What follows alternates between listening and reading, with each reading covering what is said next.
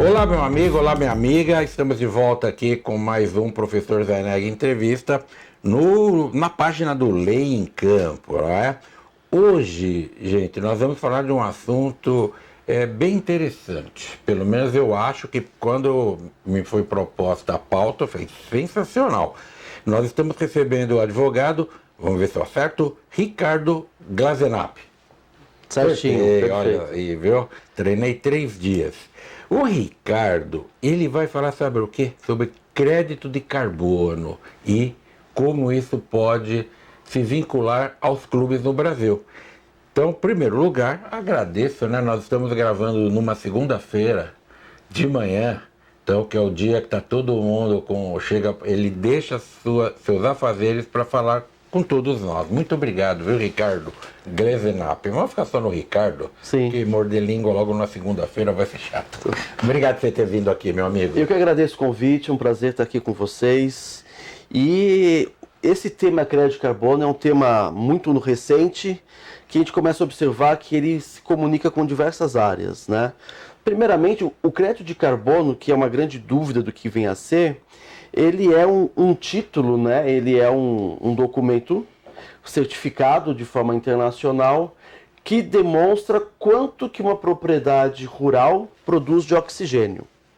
E aí, com essa certificação, né, que faz um processo aqui no Brasil, junto ao governo federal, depois uma certificação internacional, a gente tem uma conta exata de quanto que uma propriedade rural produz de oxigênio. Normalmente a gente fala aqui de propriedades grandes em áreas, por exemplo, de Mata Atlântica, Cerrado, Floresta Amazônica. Então, mas é uma coisa, eu sempre falei antes de começar, né? Umas dúvidas com esse negócio que eu via sempre, né? Empresa que investe em crédito de carbono. Outro dia eu vi no site do banco lá, investimento em créditos de carbono. Eu falei, mas como que funciona isso? Como é que crédito em carbono? O fato de alguém pagar, opa, a natureza já melhorou. Se eu comprar lá comprar um título de investimento em crédito de carbono, eu vou abrir a porta do meu escritório e vou respirar melhor na rua. Como é que funciona isso na prática? Que eu sei que muita gente não faz a mínima ideia. Como é que funciona esse negócio? A ideia do crédito de carbono é tornar viável economicamente que aquela propriedade na floresta, ela possa ser mantida e seja viável economicamente mantê-la intacta, do que destruí-la para pôr gado ou plantação de soja, por exemplo. Então este é um lado, né, que vai fazer com que o proprietário rural, né, de floresta, de área de proteção, veja a sua propriedade rentável com crédito de carbono. Sem ele fazer nada. Sem fazer nada. Só cuidando. Cuidando. Não deixa ninguém entrar para pôr fogo. Exatamente. Cortar. Exatamente. Ele fica responsável pela manutenção da propriedade, como ele já é responsável por ser proprietário. O outro lado da história é de nós poluentes. Quando eu falo nós, não é só uma empresa, uma indústria. Nós, pessoas físicas, também poluímos. Claro. Né? Consumo de energia elétrica, produção de lixo, churrasco. Então a gente faz, né? A nossa empresa, a C12 Carbon, ela faz também esta conta, né? Este inventário de quanto que se polui. Então tem cálculos matemáticos ligados à engenharia ambiental que calculam quanto que uma pessoa polui, ela produz de carbono na sua rotina. A gente leva em consideração o tipo de consumidor que essa pessoa é, quais deslocamentos essa pessoa faz, se é de carro, se é de transporte público, quantas vezes viaja de avião por ano. Tudo isso são sinais de poluentes. E para as empresas também, quanto que ela consome de água, de energia, quanto que os seus funcionários se deslocam, o quanto ela produz de lixo. Tudo isso é contabilizado. Uma empresa poluente, ela pode, diante deste inventário, adotar políticas internas de redução da sua poluição e às vezes não dá reduzir. E aí ela vai fazer o quê? Ela vai comprar esses créditos de carbono para compensar os seus poluentes. comprando esses créditos de carbonos, ele vai pagar para o proprietário manter aquela floresta intacta, produzindo oxigênio que vai compensar com o que ele poluiu. Quando a gente traz isso para a pessoa física, e foi exatamente o que você disse aqui, Domingos, lá no banco ou alguns outros serviços, aonde que eles estão encaixando o crédito de carbono? Exatamente no perfil de poluente dos seus clientes.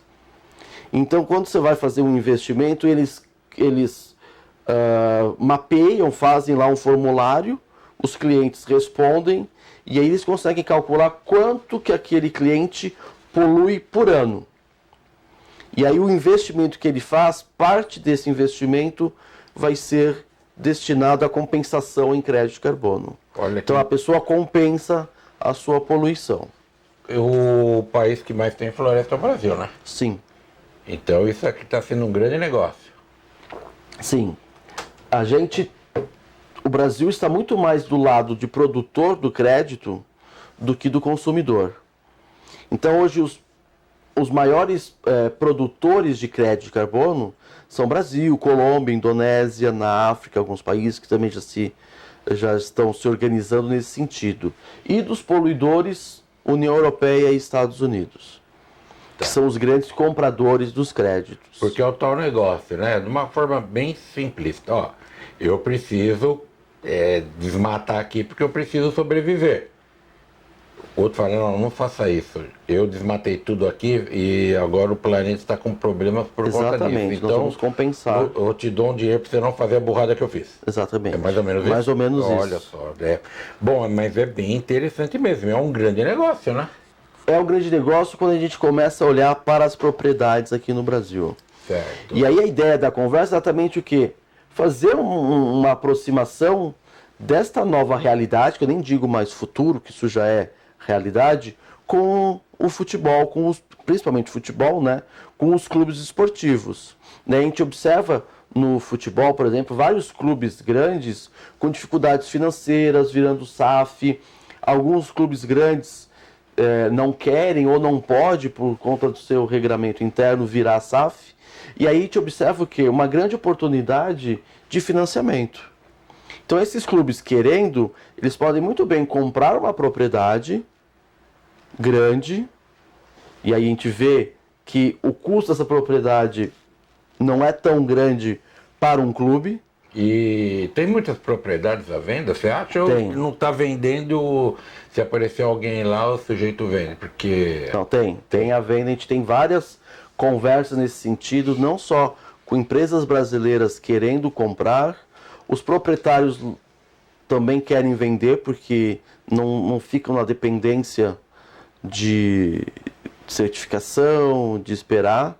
Então, para os proprietários, eles veem como uma boa oportunidade de venda das propriedades, e a gente tem aí um cenário hoje de aquecimento no mercado para a produção de crédito de carbono.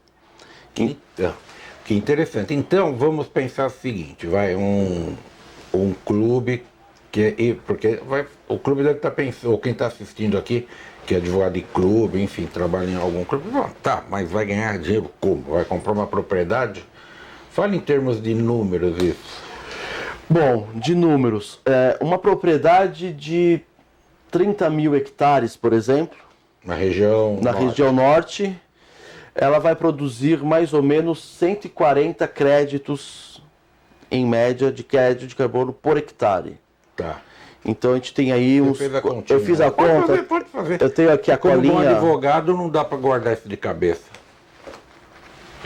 Cadê a minha cola aqui? Você vai pegar a maquininha lá e aqui, ó. Vamos fazer aqui. Vamos lá. Eu trouxe a cola, ele mostrou aqui antes, a gente estava conversando enquanto preparava para gravar.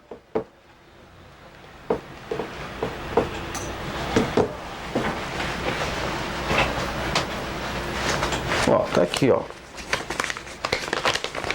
Eu já trouxe. Por exemplo, uma propriedade de 30 mil hectares, ela vai produzir 4 milhões e 200 mil créditos de carbono por ano.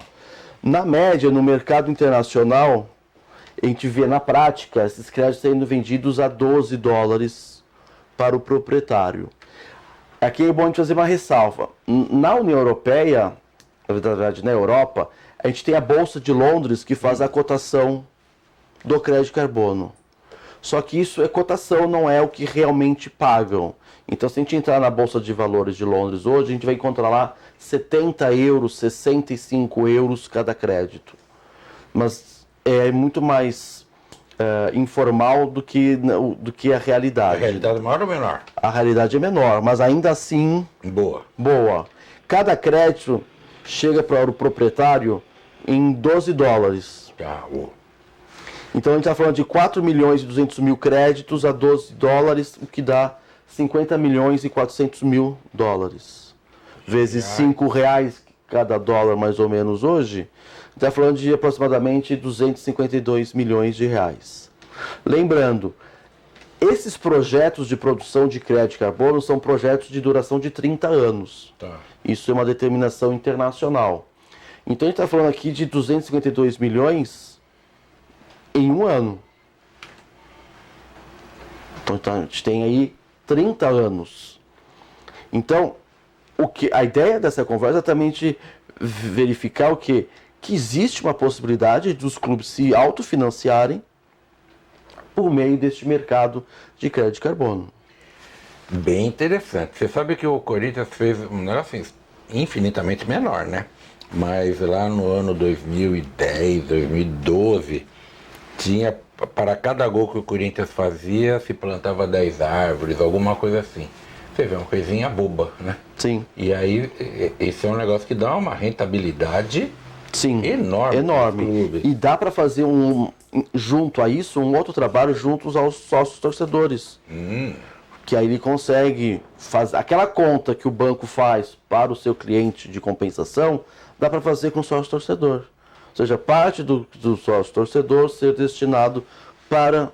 E aí fica uma coisa, não só o clube envolvida nessa ideia da manutenção, da proteção ambiental, como também trazer a sua sociedade, a comunidade dos torcedores envolvida nisso. Como comprando títulos num banco, alguma coisa assim? Não, com sócio torcedor. A pessoa que compra sócio torcedor, faça a conta e parte do que ele... do que ele paga como sócio torcedor, um dos benefícios poderia ser ele compensar a sua... mensalidade, anuidade. Exatamente, compensar a sua poluição. A sua poluição. Entendi. Como poluidor. Como poluidor. Ele compra crédito de carbono e diminui. Sim. Ou dentro da taxa já está pagando. Exatamente. Ele vai, além de tudo, ele vai se sentir útil. Exatamente. Para a sociedade, para a comunidade. Exatamente. Bem pensado. Você está falando isso aqui, é muito interessante. Algum clube já tinha pensado nisso? Algum clube já se interessou? Nós já entramos em contato com um clube e a gente está em conversa, mas a gente ainda... Porque é uma coisa nova, né? E uma propriedade dessa, você compra, de 30 mil hectares, você falou, né? Com menos de 30 milhões compra uma propriedade dessa. Para um grande clube. Já levando em consideração o custo da propriedade, tributação, assessoria jurídica, todo o custo da operação da aquisição da propriedade. A manutenção dela. Também, né? Porque você veja, um clube de São Paulo, Rio, Belo Horizonte ou do teu Rio Grande do Sul, né? A gente lá do Rio Grande do Sul comprar uma propriedade, vai a um lugar mais distante, Roraima, que eu já fui, que é longe. É longe. Nossa. Bom, longe pra gente estar aqui, né? Sim. Pra quem tá em Manaus foram 2 horas de voo. Mas é longe, é ponta a ponta. Para nós né? é longe. Para nós é longe. A gente não tem ideia de como o Brasil é grande, né? Só quando pensa essas coisas. Para administrar lá, não é fácil, porque tem responsabilidades, não tem? Que o dono da terra tem que assumir formalmente. Sim, muitas dessas propriedades são propriedades que não se chega por estradas. Então. São propriedades que só se chega de barco ou de avião, mas são propriedades que têm toda a documentação. Obviamente, a nossa empresa, ela se atenta... Você já foi em alguma? Ainda não, tá bom. Mas em breve a gente vai. Se eu tiver tempo eu vou com você, se você me convidar. Mas deixa eu te contar. Já está convidado. Então pronto, tá gravado, essas coisas ficam para sempre. Antes de você contar, te contar uma aqui que me veio agora, né? Que o entrevistado tem que falar, mas isso é interessante para você ter uma ideia. frequentava, hoje eu estou num outro bairro, mas a igreja do bairro em que eu morava, sou católico, fui à missa lá e apareceu um padre de uma prelazia lá do interior do Pará. Aí o padre, olha, a minha prelazia está precisando de ajuda, tal. O pároco falou, vamos fazer na próxima missa, da próxima semana, a arrecadação será para ajudar aqui a prelazia do irmão, tal. Bom, aí terminou e era uma época que eu ia muito a Belém. Ia muito a Belém, fazia palestras no Tribunal de lá, uma vez por ano, ia para bancas de mestrado na UNAMA, na Federal, tava quase virando um paraense, o título né? de cidadão. Não, e título eu não ganhei, mas ganhei medalha do Tribunal de lá, da 8ª Região de Comendador. Aí, tava de tanto que eu tava próximo. Mas eu tô querendo contar que aí eu fui lá falar com o padre, né? Falei, padre, olha, eu vou muito pro Pará. Me diz aí o seu endereço e tal, vou, semana que vem aqui, vou dar uns 2, 3 reais aqui pro senhor para cooperar, né? Não é muito, mas ajuda. Eu vou lá lhe visitar. Ele falou, não, mas achei difícil eu visitar. Imagina, você ir para Belém, no que custa eu pegar lá e pegar um ônibus, um carro. Eu não era de Belém. Ele falou, moço, falou bem assim, eu falei, moço, para chegar onde eu estou, são 4 dias de barco. Eu falei, olha, eu vou deixar o dinheiro aqui, o senhor me manda um cartão postal, uma foto, alguma coisa, eu não tinha ainda negócio de WhatsApp, internet. Eu falei, não tenho. Ele falou, é complicado, não é assim, que a gente não tem ideia. Olha a minha ideia, era chegar lá em Belém, vou lá visitar a paróquia do rapaz, né? Vou lá na sua igreja. Ele falou, olha, não vai dar para o senhor ir, moço. São 4 dias de barco. As distâncias são outras e os meios de transporte são outros. Eu estive em Manaus em 2019 também por uma palestra, lá pessoal do tribunal, e aí eu tomei contato com a Justiça do Trabalho itinerante de barco. Sim. 9 horas de barco para parar numa comunidade ribeirinha para fazer audiência. A gente conversa com as pessoas de lá direto, é outro mundo. É outro mundo. Eles têm ideia de como é aqui. Porque eles veem televisão, não sei o quê. A gente não tem ideia de como é. É uma outra realidade. Outra realidade. Então é isso. Você acha que realmente é um grande negócio para os clubes? E você sabe se em outros países os clubes estão fazendo esse tipo de investimento? Que eu saiba, ainda não fizeram, mas eles já estão, pelo que a gente acompanha na União Europeia, eles já estão se movimentando nesse sentido. O grande problema dos grandes clubes de lá é que para uma empresa estrangeira comprar a propriedade aqui é mais complicado. Aí é que está. Porque aí tem que ter autorização, porque a gente está falando de áreas muito grandes. Mas eu estou pensando até de outro... Aqui você trabalha com o Brasil, lógico, não vai saber. Mas que em outros países talvez seja mais fácil. Sim. Não se sabe, né? Agora aqui no Brasil é complicado aqui mesmo, é mais complicado. Né? Então é nosso. Sim, é uma oportunidade para os clubes daqui. E principalmente porque vem dinheiro do exterior para os clubes daqui. Sim. E para o nosso país. Sim, porque aí esses créditos vão ser vendidos tanto aqui no Brasil como para o exterior. E os clubes os clubes vão passariam a ter uma receita anual significativa. Para montar time competitivo, para melhorar a parte social. Se houver boa vontade dos clubes, né? Mas aí... Porque esse é um problema. Você sabe que a administração de clubes, né? Muitas vezes, porque é uma complicação danada, né? Porque os clubes não têm dono, são associações recreativas, esportivas. Veja a história da SAF. Você mesmo falou que a SAF está tendo uma grande... não é rejeição, mas uma dificuldade de o torcedor abraçar isso. Não vamos longe. O próprio Cruzeiro, a SAF do Ronaldo, já começa o torcedor, hoje, né, quando nós estamos gravando esse programa, o time do Cruzeiro perdeu para o América 2-0. O Ronaldo foi ofendido, foi xingado de tudo quanto é nome, já fala que aquilo foi só para ganhar dinheiro. E isso daqui talvez não dê tanta dor de cabeça como a SAF, né? Sim, dá menos porque você vai ter prestação de contas, você tem empresa que vai fiscalizar, tudo transparente. E não fica na dependência de um terceiro. Então, porque aí é o próprio clube. Você falou para comprar uma propriedade, um clube, em média, gastaria 30 milhões? Eu acho que 30 milhões. Isso. Não é um valor pequeno nessa conjuntura. Não. Então, o que o clube vai fazer? Ele vai buscar parceiros. E aí? Porque você, o que se passa na cabeça de um dirigente? Pô, 30 milhões é um negócio, cuidar de uma floresta lá no Amapá. Vocês têm lá, deve ter, né?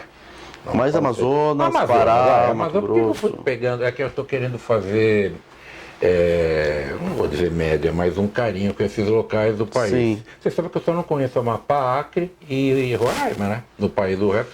Como eu falei, até para Roraima eu já fui. Então vai comprar no Amazonas, vai. Vamos longe, vamos só até o Amazonas, que administrar esse negócio. No lugar de investir 30 milhões ali, eu compro um zagueiro. Que o torcedor nosso perdeu um pênalti. Vamos comprar um zagueiro. Só que aí em 3 anos ele passa a poder comprar um time inteiro. Mas você sabe, Ricardo, que futebol é imediatismo. Sim, né? Mas aí isso teria que, né? Acho que a partir do momento que um clube comprasse a ideia de um planejamento a longo prazo, já pressupõe que este imediatismo já... Porque é o que ocorre na política do país. Sim, né? É uma sociedade imediatista. Isso aqui, e o mundo está assim. E o Brasil sempre foi assim. Qual é a grande diferença do político e do estadista? O político pensa na próxima eleição, o estadista na próxima geração. Nosso grande exemplo aqui no Brasil foi Dom Pedro II, que mandou plantar a floresta da Tijuca, que ficaria pronto 100 anos depois, ele não estaria aqui. Sim. E esse pensou. Né? Esse, para mim, é meu grande ídolo na história do Brasil. Agora, o político aqui fala, pô, mas se eu fizer um negócio desse... Eu não vou ver. Eu não vou ser reeleito. Por exemplo, aí se eu não fizer propaganda mostrando o que eu estou fazendo, ninguém vai saber. Exatamente. Não vou fazer saneamento, porque saneamento é debaixo da terra. Alguém tem que pensar no país. E vamos pensar no clube. Dane-se, eu não vou ser campeão, porque daqui 3 anos a minha gestão eu não vou ser campeão, mas eu vou preparar. Mas aí o meu adversário ali, ele vai pegar o time pronto, vai ser campeão, ele que vai ficar com a glória. Mas se os clubes, pessoal, os dirigentes, nós temos muita gente que assiste aqui, que é dirigente, é moderno, tem cabeça melhor, a história vai te fazer justiça. Porque com o tempo, eu falo, porque eu já sou mais velho que você, por exemplo, né?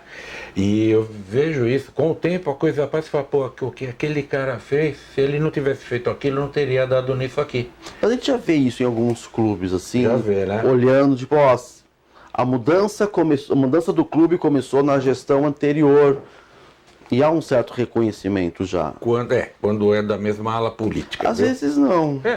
Mas enfim. Mas você veja, um clube grande, um Flamengo, um Fluminense, um Atlético Mineiro, um Grêmio, o cara colocar 30 milhões e convencer... Se vender um jogador... Tá certo. Tá feito. Tá feita a operação. Você acha que então o dirigente teria que ter coragem de falar, vou fazer isso aqui? Não sei se é coragem, eu acho que conhecimento conhecimento ele tem. Ele vai ter, como funciona... E não sei, coragem, porque eu acho que para tudo que se faz na vida é preciso coragem, mas planejamento, ser algo pensado e não imediatista. Porque você veja, né, 30 milhões é para comprar um jogador de futebol. O risco, olha aí, tá vendo? Nós ressuscitamos aqui uma coisa que existia antigamente chamado contra-regra. O contra-regra que ficava ali debaixo no teatro falando pro cara, tem que falar tal coisa, antes de existir o ponto. Eu falei, tô mais velho mesmo, né? Coisa antiga. Qual o risco? Ó que bela pergunta. Vem do Luciano que mandou uma carta. Lembra quando os programas abriu carta? Outro dia eu estava vendo um programa do Jô Soares do começo dos anos 90. Eu tô com as cartas aqui. Falei, nossa. Quando ele fez o programa que ele levava o e-mail, ele abriu o e-mail lá e põe o computador aqui, que era tudo já. Sim. E eu mandei um e-mail para ele, né? E eu me lembro que eu perguntei, mas como é que você faz esses e-mails? E falei um negócio lá da minha infância que eu lembrava dele, né? Aí ele pegou e falou, os e-mails, lógico, eu não tenho como ler na hora. Eu primeiro tenho que baixar antes e trazer para cá. Olha como as coisas são rápidas, né? Sim. Por exemplo, eu falo sempre aqui do programa que eu tinha na TV Justiça, gravava aqui em São Paulo, tinha que mandar a fita de avião. E quando dava problema na fita, tem que pegar alguém para correndo no dia, levar uma fita de novo e pegar outra de volta. Hoje vai tudo pela internet. Mas qual é o risco Plano de riscos. Foi uma ótima pergunta, Luciano. Muito obrigado, viu? Todas as operações que envolvem essas aquisições de propriedade, essas aquisições só acontecem depois de feita a análise da propriedade, de que ela é sim uma propriedade viável para a produção de crédito de carbono. Então há todo um estudo prévio, porque não é toda propriedade grande que vai produzir crédito de carbono. Então tem várias características do bioma, do risco, e tudo isso é feito previamente por grupo técnico que identifica aquela propriedade como viável para a produção de crédito de carbono. Ah, tá. E depois, tá tudo aprovado, vai receber. Tem algum risco no meio do caminho? Porque você veja, é que eu não quero falar do caso concreto, mas um clube comprou um jogador uma vez 40 milhões e não deu certo. E jogar como agora tá o não deu certo, que ele não jogou bem? Ou... Não deu certo, foi emprestado e o clube perdeu todo esse investimento. Porque o salário que paga para ele é outra história, né? Sim. Como hoje o Luan, que veio do seu clube pro Corinthians, né? O Corinthians pagou 20 milhões e não deu certo. E aí fica todo mundo em cima. Agora você imagina um presidente de um clube investir num negócio desse e deu algum rolo ele perder 30, 40 milhões. Aí é que o torcedor vai ficar maluco com ele. Não tem risco algum. Depois que foi aprovado, é nossa propriedade, ela vai receber. Não tem lá no meio do caminho falar, não vai mais, corta. Hoje todo o mercado mundial caminha para a questão de crédito de carbono. Tá. Então, já temos regulamentação internacional, temos regulamentação nacional de como devem ser feitas as produções de crédito de carbono, como também a comercialização. Então é algo que é crescente e nós já temos regulação. Então nós já temos um regulamento que prevê toda essa operação, tanto da produção como da comercialização. Então, o risco existiria, né, se não houvesse uma análise prévia da propriedade. Então a gente vai ter que olhar a propriedade e, obviamente, a operação só começa depois que tiver autorização. Depois que tiver... Uma certificação, tem isso? A certificação vem depois, mas a certeza de que aquela propriedade é uma propriedade produtora de crédito de carbono. Muito bem. Ok, Ricardo, olha, foi maravilhosa a nossa conversa, muito enriquecedora, maravilhoso tudo que você falou aqui. Eu quero agradecer a você que nos acompanha. Fica o meu agradecimento a você, em meu nome, do Andrei Kampf, enfim, e de todo o pessoal aqui do meio do direito desportivo, por você trazer um negócio tão brilhante aí. E espero que você seja muito feliz aí nessa sua empreitada. Obrigado pela oportunidade, um abraço a todos e estou aqui à disposição para quem tiver interesse em conhecer melhor o mercado de crédito de carbono. Tá bom, olha, nós falamos então com o Ricardo Glesinap, que falou sobre essa coisa super legal do crédito em carbono e como pode ser aplicado aí na área do direito no direito esportivo, não, no futebol, e vai precisar do direito, né? Vai precisar do advogado. Um abraço para você que nos assiste, até o próximo vídeo aqui no Professor Zainag Entrevista. Tchau!